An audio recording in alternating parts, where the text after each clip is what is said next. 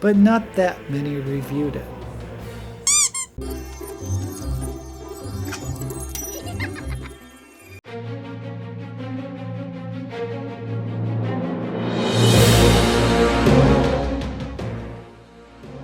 Hello mortals, I am the Booktube Goddess, the #1 drag queen booktuber on YouTube. It's that time of year to look back on some of what you've read and make some lists. First, I'd like to list 5 books I read that were published in 2019, which disappointed me and turned me a little blue. Now this list is just opinions, they're just my opinions. But I know some of them may be controversial because I know some people love some of these books.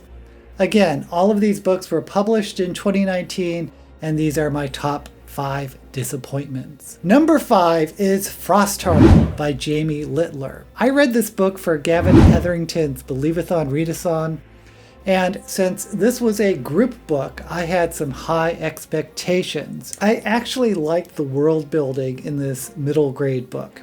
It was set on an ice world, and there were several races besides human beings, including walrus people and fox people and yeti people who live in fortified cities. And there's horrific gargantuan creatures that live under the ice and snow that terrorize everyone and even destroy cities. The story itself is about an orphan boy named Ash who has magical singing powers, but singing is banned and he is exiled from his home. He travels on a sleigh, which in this world are like ships, and this sleigh is called the Frostheart, and he is on a quest to figure out a mystery that his parents left him in a song. Sounds good, right? But my disappointment with this story was I didn't think the writing had a strong voice, which is one of the things I look for in middle grade books. The other disappointment was I felt the pacing was slow and I wasn't connecting to the main characters. So that's why I zapped this book.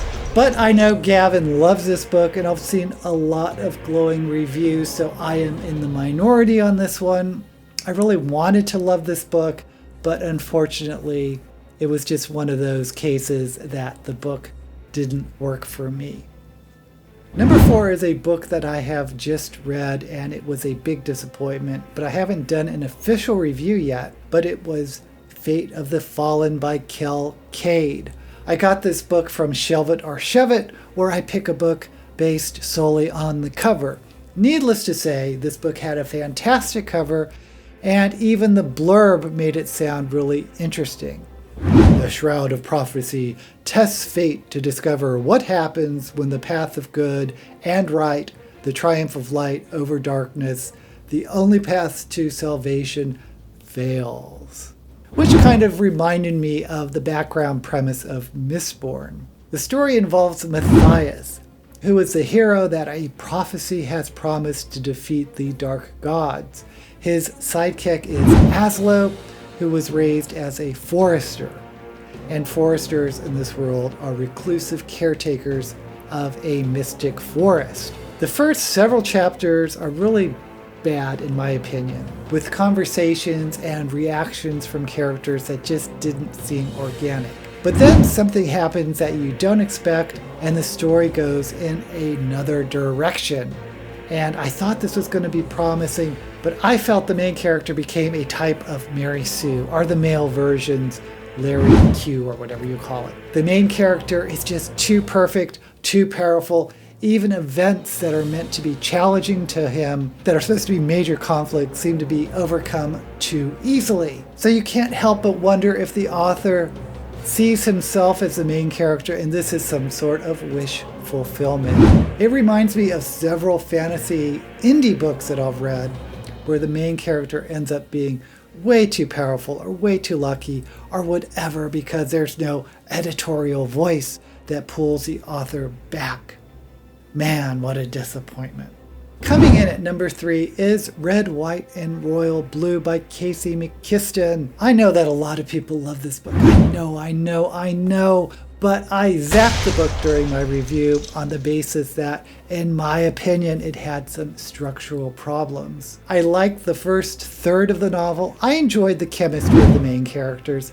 Alex, who was the son of the first female president, and Henry, who was a prince of the UK. Unfortunately, after the first third of the novel, the story goes nowhere. It spins its wheels for a long time. There's a political subplot that I cared nothing about, and the romance between Alex and Henry was never really challenged. And the complication that drove to the climax of the storyline was one I didn't care for. I had high hopes for this novel because of all the hype, and it got a lot of hype, especially among booktubers, but I was ultimately disappointed. Coming in at number 2 is Priory of the Orange Tree by Samantha Shannon. I never actually reviewed this novel for BookTube because I read it before I started my channel. But I saw a lot of booktubers talking about it, mostly adding it to their TBR, but not that many reviewed it. I do know that A.G. McDonald gave it a scathing review, and I agreed with a lot of his opinions, but let me talk briefly on why I was disappointed. First and foremost, the book is long. I bought this as an ebook on Amazon, so I had no idea how long it was until I was reading for a week and then noticed I was only 10% done with the book. Usually I'm a lot farther by that point. This is one of those books that have multiple points of views, POVs. There's a spy from the Priory of the Orange Tree named Ied, who poses as one of the queen's ladies in waiting. Then there's an alchemist who the queen had banished, and there's a woman who is training to be a dragon rider, since she lives in the east and dragons are watery good dragons. And then there's the queen's friend Loth, who was sent on a mission to find out what is happening in the south. Spoiler alert, there's evil fire dragons that are rising in the south. The plot is convoluted, which doesn't really bother me in epic fantasy.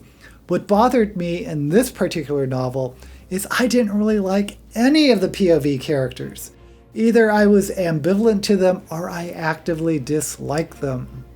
Also, the basic premise of evil fire dragons and good water dragons was kind of lame, in my opinion, and there was not enough depth to really wow me.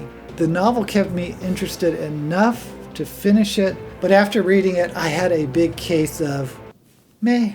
Also, I'd like to have a serious discussion about what constitutes an LGBT book. For me, if the book deals with LGBT issues, it is an LGBT book, like a coming out book or where the central plot of the novel is a gay romance, like Red, White, and Royal Blue. Sure, that's an LGBT book. Or if it deals with bullying issues or something like that. But what if the main characters, or one of the main characters, happens to be gay or lesbian or bi or trans? Does that make it an LGBT book? I don't know. I don't think so personally. I know there are plenty of fantasy books with LGBT main characters which were marketed as fantasy, not as LGBT books. I don't know why it happened to Priory, but whoever decided to market Priory as an LGBT novel did not do the author any favors, and let me tell you why. First of all, the main plot is not an LGBT plot. It's a normal fantasy novel plot. But most of all, since I did see it in LGBT book lists, I kept looking for the LGBT plot. But as I read it, I realized that the LGBT subplot, I guess it was a subplot, but it was supposed to come as a surprise to the reader. And since I was on the lookout for any type of LGBT twist, I saw it coming, and when it was revealed, I was like, oh, was that it? It didn't come as a surprise, and it wasn't that interesting. But I could see if I didn't see it coming, I may have enjoyed the LGBT subplot more. So yeah, this was one of the biggest disappointments of the year. Finally, coming in at number 1 should come as no surprise to anyone who watches my channel, but it was The First Girl Child by Amy Harmon. This is another Shelve It or Shove It book that I chose based solely on the cover, and oh my gosh, I had no idea what I was getting into with this novel. It's a Christian romance or inspirational romance. I don't want to go too much into the weeds with this because I did a whole video on it, but the Christian elements were really overt and came out of left field in this world based on Old Norse civilizations. And speaking of world building, I felt the world building was very sloppy and lazy. And the main romance had one of those, oh, maybe we're related, so this or isn't this incest plot twists, which I hate. I really did not like this novel. I initially DNF'd it, but then when I decided I was going to do a whole video review on it, I thought it wouldn't be fair unless I pushed myself to finish it. Rarely do I actively dislike a book as much as I disliked this one, and it certainly deserved to be zapped. There are my 5 disappointments. I'll have affiliate links below. Don't know why you'd want them, but just in case you do. Until next time, may all the books you read be blessed.